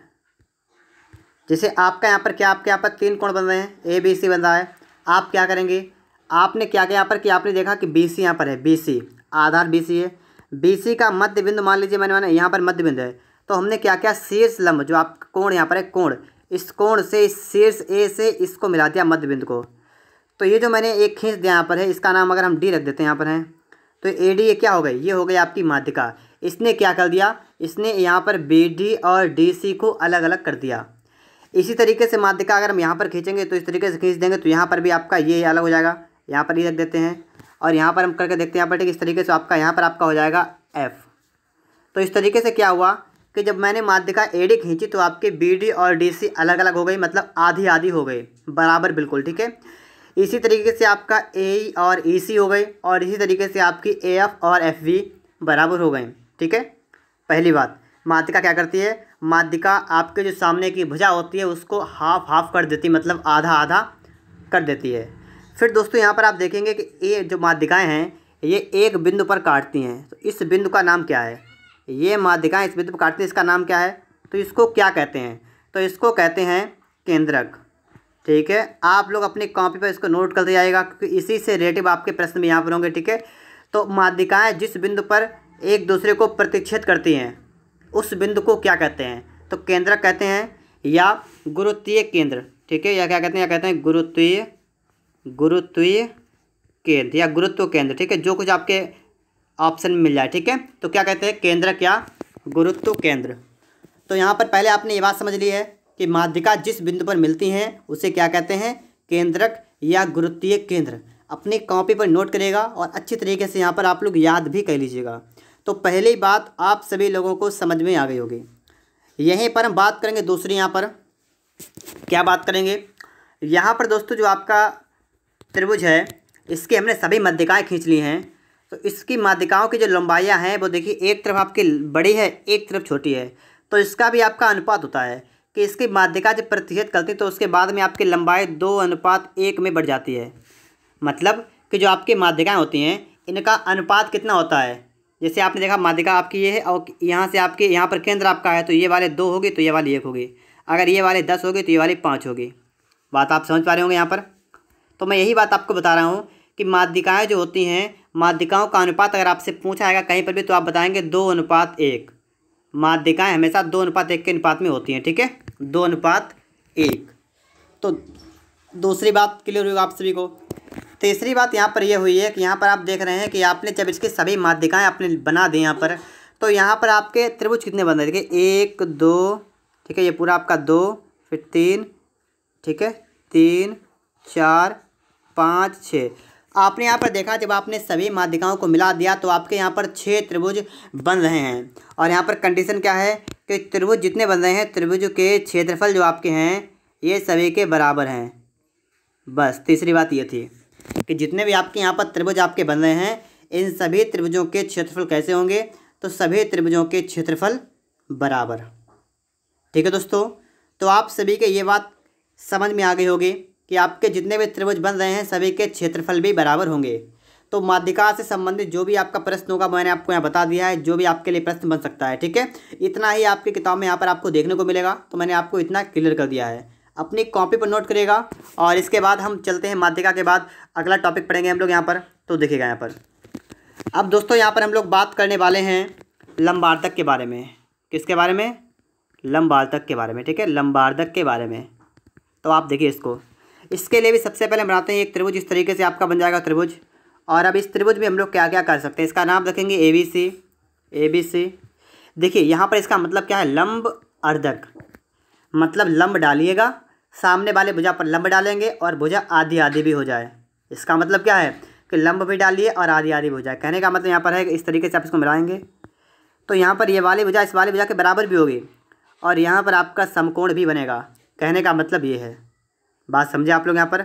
यहाँ पर आपका समकोण भी बनेगा जहाँ पर आपका लंब पड़ेगा और आपके भुजाएं भी बराबर होंगी। लेकिन माध्यिका में क्या था कि सिर्फ आपकी भुजाएं मतलब आधी आधी हो जाएंगी, बराबर हो जाएंगी। यहाँ पर लंब भी होगा। ठीक है, 90 डिग्री का कोण बनेगा और भुजाएं भी आधी होंगी। वही कंडीशन आपके यहाँ पर रहेगी, यहाँ पर भी आपकी भुजाएं बराबर होंगी, यहाँ पर 90 का कोण बनेगा और यहाँ पर वही कंडीशन रहेगी, यहाँ पर भी आपका 90 का कोण बन जाएगा। तो पहली बात आप सभी लोगों के समझ में यहाँ पर आ गई होगी। अब दोस्तों यहाँ पर कंडीशन क्या बनती है कि इस प्रकार से आपके जब लंबार्धक होते हैं और इनसे जो आपके जहाँ पर ये प्रतिच्छेद करते हैं, इस वाले बिंदु को हम लोग क्या कहेंगे? तो इस बिंदु का नाम क्या होता है? इसका नाम क्या होता है? परिकेंद्र। परिकेंद्र। बात समझे आप लोग कि जो आपके लंबार्धक होते हैं, लंबार्धक जिस बिंदु पर एक दूसरे को प्रतिच्छेद करते हैं उस बिंदु का नाम होता है परिकेंद्र। ठीक है, आप सभी लोग इस बात से सहमत हैं? आप सभी को यहाँ पर समझ में आ गया होगा बिल्कुल। तो परिकेंद्र के बारे में भी आप लोगों को संपूर्ण जानकारी हो चुकी है। ठीक है, और इसके बाद हम बात करेंगे, देखिए लंबार्धक हो गया आपका। ठीक है, उसके बाद आपका नेक्स्ट टॉपिक जो रहेगा ये कौन सा रहेगा? देखिएगा परिकेंद्र आपका हो चुका है। अब यहाँ पर हम लोग बात कर लेते हैं शीर्ष लंब के बारे में। शीर्ष लंब देखिएगा, शीर्ष लंब इसका मतलब क्या होता है? इसका मतलब आपका इस तरीके से बनेगा आपका एक त्रिभुज। इसका आप नाम रख देंगे, क्या नाम रखेंगे? ABC आपका इसका नाम हो गया। और इसके बाद आप यहाँ पर क्या देखेंगे? शीर्ष लंब। देखिए इसका जो नाम आपका है शीर्ष लंब, इसका मतलब होता है शीर्ष से आप लंब डालिए, मतलब यहाँ से आप इस पर लंब डालेंगे इस तरीके से, तो आपका यहाँ पर 90 का बन जाएगा, यहाँ पर 90 का बन जाएगा। सिर्फ इतना होगा, ये वाली भुजाएं बराबर नहीं होंगी, बात को समझिएगा, क्योंकि यहाँ पर शीर्ष लंब है, सिर्फ आपको शीर्ष से लंब डालना है। यहाँ पर आप डाल देंगे लंब तो आपका ये बन जाएगा शीर्ष लंब, यहाँ पर हो जाएगा लंब 90 का बनेगा और आप यहाँ से कर देंगे तो आपका ये भी 90 का बन जाएगा यहाँ पर। ठीक है, तो ये सिर्फ आपके शीर्ष लंब यहाँ पर दोस्तों पढ़ चुके हैं। अब यहाँ पर कंडीशन क्या बनती है कि जो आपका शीर्ष लंब होता है इस वाले बिंदु को क्या कहेंगे? तो जहाँ पर आपका शीर्ष लंब बनता है इस वाले बिंदु को हम लोग क्या कहते हैं? नहीं पता आपको? समझिएगा, इसको कहते हैं लंब केंद्र। क्या कहते हैं? लंब केंद्र। तो आप याद करिएगा कि शीर्ष लंब जिस बिंदु पर प्रतिच्छेद करते हैं उस बिंदु को लंब केंद्र कहते हैं। तो इतनी बात आप सभी लोगों के समझ में आ गई होगी। इसके बाद दोस्तों हम थोड़ी सी बात और कर लेते हैं। यहाँ पर देखिए लंब केंद्र तो आप समझ गए हैं। इसके बाद यहाँ पर अगली बात ये होती है कि जब भी आपके इस टाइप के जो हैं शीर्ष लंब आपके जहाँ कहीं भी खींचे हों, इस टाइप से आपका यहाँ पर बना हुआ है, तो आपका जो ये वाला कोण होता है, ये वाला कोण, और आपका जो ये वाला कोण होता है, यहाँ पर आप ओ कह लीजिए ओ, तो आपका जो कोण ओ है और जो आपका कोण ए है ये आपके 180 अंश के होते हैं। फिलहाल में ये आपको आपकी किताब में बहुत मुश्किल है जो देखने को मिले, लेकिन मैंने आपको यहाँ बता दिया है। ठीक है, कि जब भी आपके शीर्ष लंब हो तो आप समझ जाइएगा कि इसके केंद्र पर वाला कोण और इसका जो ए वाला कोण है ये दोनों मिलाकर 180 अंश के होते हैं। तो शेष लंब के बारे में भी आप लोग यहाँ पर पूर्ण रूप से समझ गए होंगे। ठीक है दोस्तों, अब इसके बाद हम यहाँ पर अगले टॉपिक के बारे में बात करेंगे। देखिए शेष लंब आपका हो चुका है, अभी एक बचा हुआ है कोण समद्विभाजक, उसको भी आप देख लीजिएगा। क्या नाम है? कोण समद्विभाजक, जिससे कि हमें अंतः केंद्र निकलेगा। ठीक, कोण समद्विभाजक, समद्विभाजक। देखिए ये कोण समद्विभाजक क्या होता है? इस तरीके से आपका बना है एक त्रिभुज। ठीक है, इस तरीके से आपका बना है क्या? एक त्रिभुज, और इसका आप करेंगे कोण का समद्विभाजक। कोण समझ मतलब क्या है कि अगर मान लीजिए ये पूरा आपका है, आपका मान लीजिए 60 अंश का पूरा है, तो आप क्या करेंगे? आप इसको आधा कर दीजिए, 30 का एक तरफ, 30 का एक तरफ। इसका कहने का मतलब ये है। देखिए जैसे आपका यहाँ पर एक कोण है, मान लीजिए आपने मान लिया, आपने क्या मान लिया? आपने मान लिया इसका मान है 2x, और हम क्या करें इसमें? हम यहाँ से इसका आधा कर दें, यहाँ से इसका आधा कर दें, इसका आधा कर दें, और ये वाला भी कर दें x का, ये वाला भी कर दें x का। तो कहने का मतलब यही है। ठीक है, कोण समद्विभाजक यही होता है। इसी तरीके से आप यहाँ पर कर देंगे कोण को समद्विभाजक, आधा आधा कर देंगे, और यहाँ पर भी आप कोण को क्या कर देंगे? आधा कर देंगे। ठीक है, यहाँ पर सही से नहीं बदला, मैं सही से कर दूँ इस तरीके से, तो यहाँ पर भी आपका ये आधा आधा बन जाएगा। तो इस तरीके से जो आपका बनता है ये कोण समद्विभाजक आपका हो जाता है। और ये जिस बिंदु पर मिलता है इसको हम कहते हैं, क्या कहते हैं? अंतः केंद्र। क्या कहते हैं? अंतः केंद्र। तो अंतः केंद्र इस तरीके से आप लोग यहाँ पर समझ गए होंगे। ठीक है, ये आपका क्या हो गया? ये आपका हो गया अंतः केंद्र। तो ये बातें आप सभी लोग समझ में, आप सभी के समझ में यहाँ पर आ गई होंगी। अब दोस्तों यहाँ पर हम लोग सवालों को लगाना स्टार्ट करेंगे, और जहाँ जहाँ पर अगर हमें कोई सा और भी अगर किसी चीज़ की ज़रूरत होगी तो वहाँ पर हम देख लेंगे। ठीक है, तो यहाँ पर हम स्टार्ट करेंगे प्रश्न नंबर 1 से 25 से। ठीक है, तो 25 नंबर प्रश्न आपके लिए यहाँ पर लिखा हुआ है, त्रिभुज के शीर्ष लंबों का प्रतिच्छेद बिंदु क्या कहलाता है? त्रिभुज के शीर्ष लंबों का प्रतिच्छेद बिंदु क्या कहलाता है? अब आपको ये बताना है। तो अगर आप लोगों ने वीडियो को पढ़ रखा है, वीडियो को देखा इससे पहले है, और आपने अपनी कॉपी पर नोट किया है, तो आप उस पर देखिएगा। अगर कॉपी पर नोट नहीं किया है तो आप लोग अपनी किताब को निकालिएगा, और किताब में आपको ये सब कुछ डिटेल से दे रखा है। ठीक है, वहाँ पर आपको 4 चीज़ें भी दे रखी होंगी, लिखा है संक्षिप्त तथ्य करके। वहाँ पर आपको बताया गया केंद्रक क्या होता है, लंब केंद्र क्या होता है, परिकेंद्र क्या होता है, अंतः केंद्र क्या होता है। और मैंने भी आपको अभी चित्र बना के आपको समझाया था। तो अगर आपने समझ रखा है तो आपको पता होगा कि त्रिभुज के जो आपके शीर्ष लंब होते हैं और इनका प्रतिच्छेद बिंदु जो होता है उसको क्या कहते हैं? तो दोस्तों इसको क्या कहते हैं? फटाफट से देखिएगा, त्रिभुज का लंब केंद्र कहते हैं। ठीक है, शीर्ष लंबों का प्रतिच्छेद बिंदु जो होता है वो क्या होता है? लंब केंद्र। तो यहाँ पर आपका सी वाला बिल्कुल राइट आंसर बनेगा, लंब केंद्र। दूसरा है 26 नंबर, त्रिभुज की माध्यिकाओं का प्रतिच्छेद बिंदु। मैंने पहला ही आपको बताया था कि जो माध्यिकाओं का प्रतिच्छेद बिंदु होता है उसको क्या कहते हैं? केंद्रक। तो माध्यिकाओं वाला क्या होगा? केंद्रक या गुरुत्व केंद्र। आपको जो मिले वही आपका करेक्ट होगा। अभी अभी आपको बताया है कोण अर्धक का कटान बिंदु क्या कहलाता है, कि जब आप इसके कोणों को आधा करते हैं तो उसको हम लोग क्या कहते हैं? तो इसको क्या कहते हैं? इसको कहते हैं अंतः केंद्र। ठीक है, अंतः केंद्र। और अगला आपका है कि लंबार्धकों का प्रतिच्छेद बिंदु क्या कहलाता है? लंबार्धकों का प्रतिच्छेद बिंदु क्या कहलाता है? तो उसको हम लोग कहते हैं परिकेंद्र। ठीक है, क्या कहते हैं? परिकेंद्र। तो इस तरीके से चारों आपके सामने लिखे हुए हैं, मैंने आपको बता भी दिए थे अभी। तो आप लोग इन सभी को याद कर लीजिएगा। ठीक है, क्योंकि इस तरीके से आपके एग्जाम में आ सकता है, हो सकता है मतलब आ जाए, तो इसलिए आप इनको रट लीजिए बिल्कुल अच्छी तरीके से। आगे हम देखेंगे, यहाँ पर 28 नंबर तक हमारा हो गया है। इसके बाद यहाँ पर देखिए, मैंने आपको बताया था, देखिए यहाँ लिखा है त्रिभुज की माध्यिकाएं परस्पर किस अनुपात में काटती हैं। मैंने आपको बताया था इस तरीके से आपका त्रिभुज होता है, और ये जो आपकी माध्यिकाएं इनको काटेंगे ना, तो ये 2:1 के अनुपात में काटती हैं। तो 2:1 आपका यहाँ बनेगा। ठीक है, 2:1। अगला प्रश्न है, निम्नलिखित में से किसका परिकेंद्र बाहर होता है? देखिए परिकेंद्र बाहर होता है। अब परिकेंद्र बाहर होता है किसका होता है? अगर आप लोगों ने पढ़ रखा है तो अच्छी बात, अगर नहीं पढ़ रखा है तो यहाँ पर थोड़ा देख लीजिएगा, आप समझ जाएंगे यहाँ पर। ठीक है, परिकेंद्र की बात की जाएगी। आप थोड़ा काम करिएगा, आप लोग अपनी किताब को एक बार पढ़ लीजिएगा, जहाँ पर आपको लंब केंद्र के बारे में, परिकेंद्र के बारे में बताया गया है। वहाँ पर आपको चित्र वगैरह सब मिल जाएंगे, और वहाँ से आप लोग बहुत अच्छी तरीके से समझ जाएंगे पढ़ने के बाद। देखिए परिकेंद्र क्या होता है? परिकेंद्र जो है वो आप समझ गए हैं। परिकेंद्र कैसे बनता है? लंबार्धक को खींचने पर।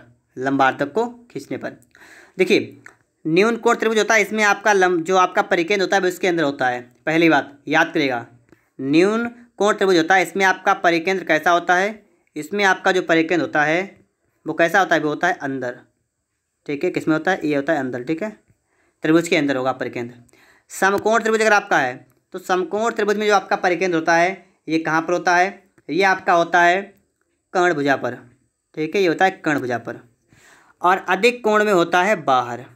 तो आप इसको याद कर लीजिएगा, अपनी कॉपी में लिख लीजिएगा, ठीक है, कि न्यून कोण अगर आपका त्रिभुज होगा तो आपका परिकेंद्र उसके अंदर होगा, अगर आपका समकोण होगा तो उसका कर्णभुजा पर होगा परिकेंद्र, और अगर आपका अधिक कोण होगा तो ये इसके बाहर होगा, ठीक है।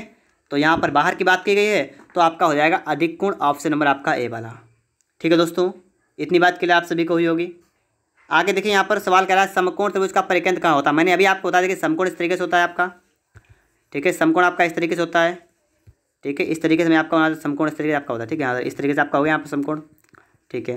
देखिए परिकेंद्र, मैंने अभी आपको बताया परिकेंद्र कहाँ होता है इसका, कर्ण पर, कर्ण यहाँ पर परिकेंद्र हो जाएगा और इस तरीके से आपका बन जाएगा एक वृत्त। परिकेंद्र क्या होता है, जो परिवृत्त खींचने वाला होता है उस वृत्त का केंद्र होता है इसका परिकेंद्र।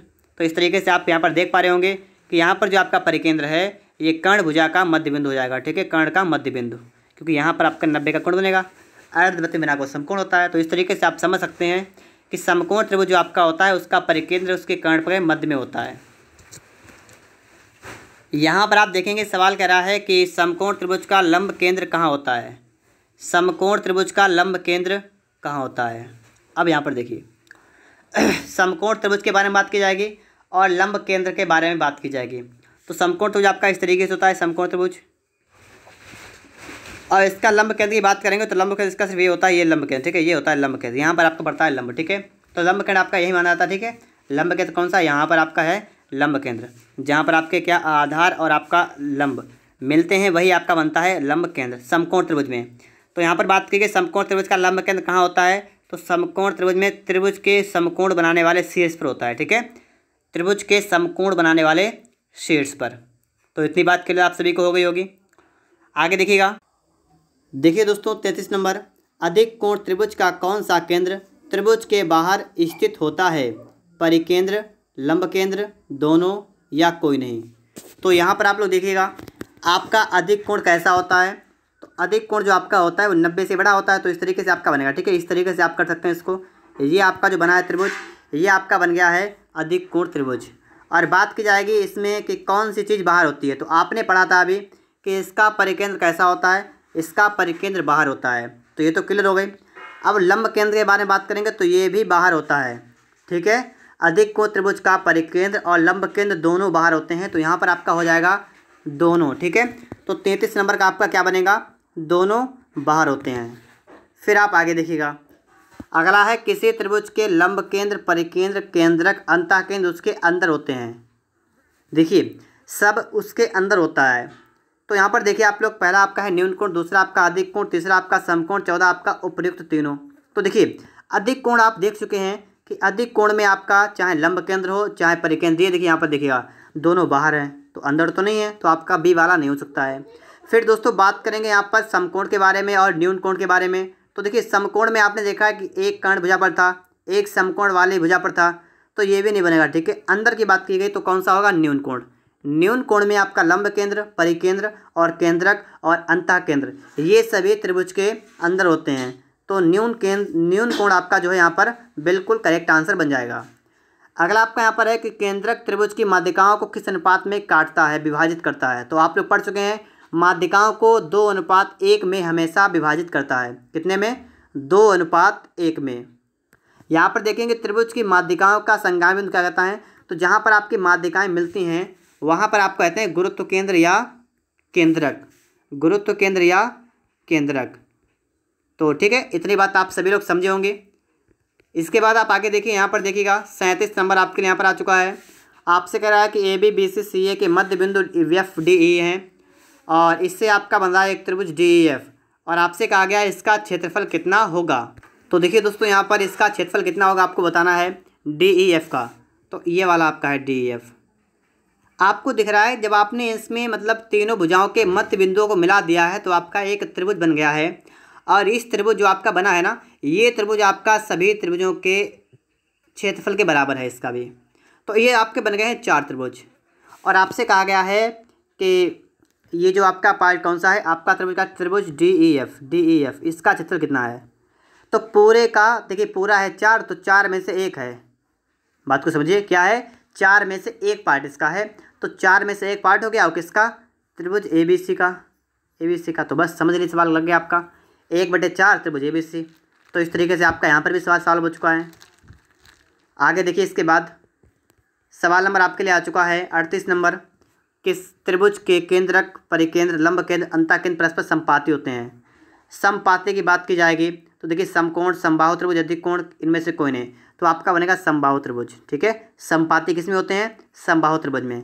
आगे कह रहा है त्रिभुज में शेष लंब, कोण अर्धक, माध्यिका, लंबार्धक, ये चारों समान एक ही तल में होते हैं, तो यहाँ पर भी आपका क्या बनेगा, समबाहु त्रिभुज। ठीक है, तो आप लोग इसको याद रखेंगे कि जहाँ पर आपकी बात की जाएगी सभी एक ही बिंदु पर होते हैं या एक ही तल में होते हैं, तो आपका वो समबाहु त्रिभुज ही होगा।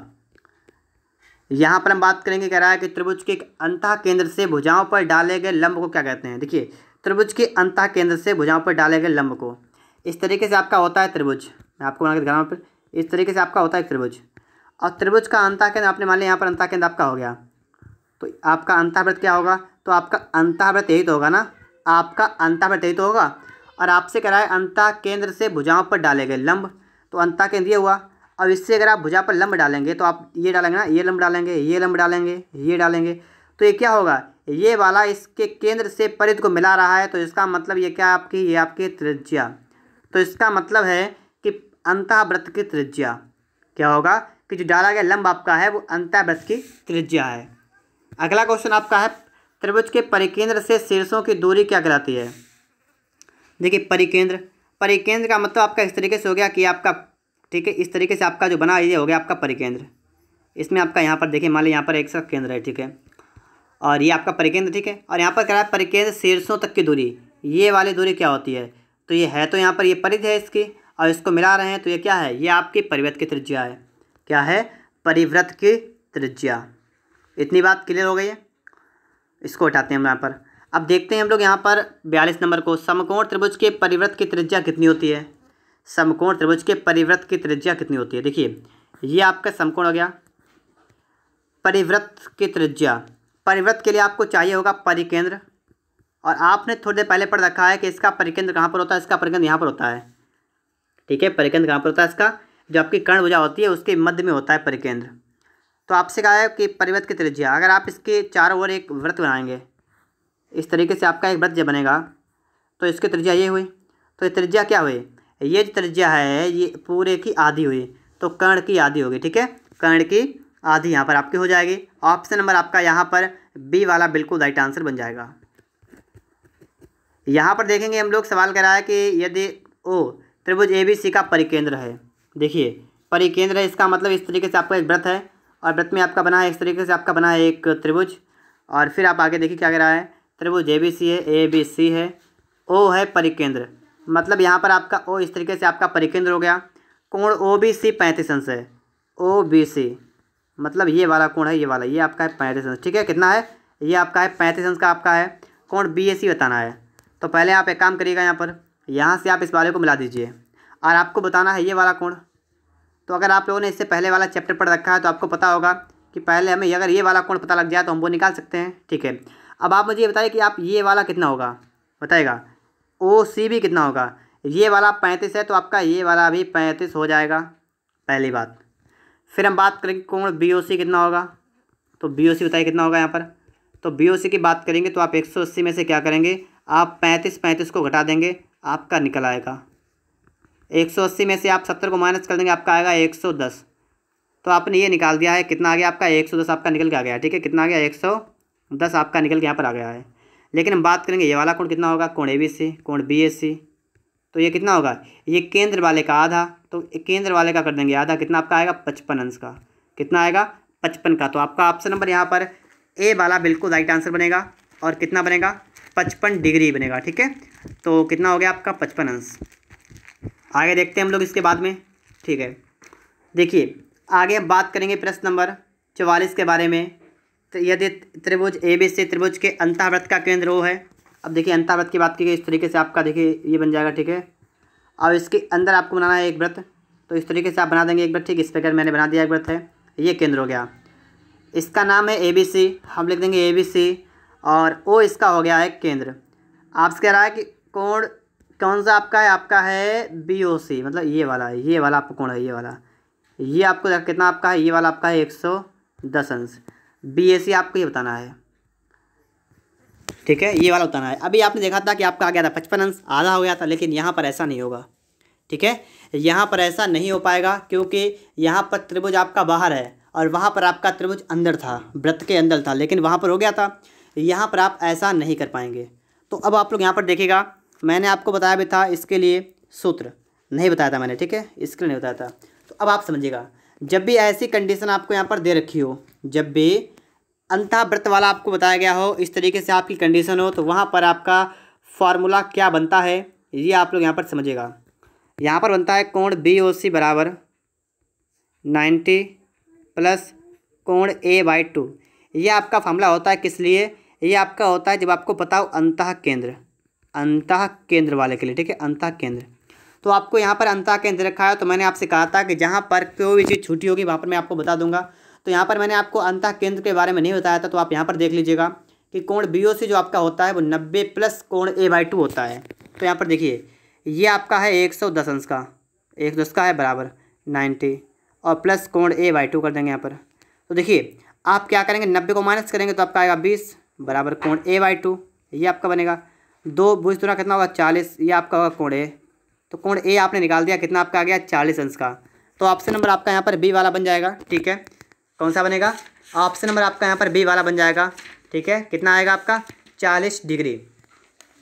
तो इस तरीके से आपने यहाँ पर भी सवाल को यहाँ पर सॉल्व कर दिया है। आगे बढ़ते हैं हम लोग प्रश्न नंबर 45 की तरफ। यहाँ पर हम देखते हैं सवाल हमारा कैसे सॉल्व होने वाला है। यदि I त्रिभुज ABC का अंतः केंद्र है, आपका त्रिभुज इस तरीके से आपका है ABC और इसका अंतः केंद्र आपका है I, कोण BIC 115 अंश है, ठीक है, 100 कितना है आपका BIC, आपने I यहाँ पर मान लिया, ठीक है, I ये हो गया। तो इस तरीके से आपका यहाँ बन रहा है और आपका ये वाला कोण आपका बन रहा है 135 का, ठीक है। और कह रहा है त्रिभुज ABC कैसा है, त्रिभुज ABC है। अब आपको यहाँ पर देखना है कि त्रिभुज ABC कैसा है, ठीक है। तो चलिए हम यहाँ पर देखते हैं, हम त्रिभुज ABC को यहाँ पर निकालेंगे। 135 का ये हो गया। अब दोस्तों यहाँ पर देखिए, अंतः केंद्र का मतलब क्या हुआ, अंतः केंद्र का मतलब ये हुआ है कि इसके अंतर्गत आपका बना हुआ है एक वृत्त इस तरीके से। और जब भी आपका अंतः केंद्र रखा होता है तो आप यहाँ पर कोण निकाल सकते हैं ना, अभी आपने निकाला था वही तरीका आप लगाएंगे कि आपका जो कोण BIC आपका जो है ये आपका बराबर होगा 90 प्लस कोण A/2, ये आपका इसके बराबर होगा। तो 135 आपका है जो आपका बराबर होगा 90 प्लस A/2।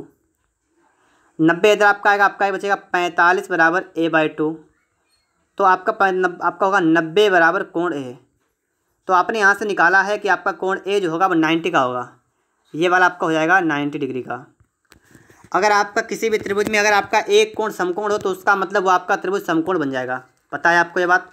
तो बस इस तरीके से आप यहाँ पर लगा देंगे सवाल को, ठीक है, और आपका बन जाएगा समकोण त्रिभुज आपका हो जाएगा, ठीक है। कितना हो जाएगा समकोण।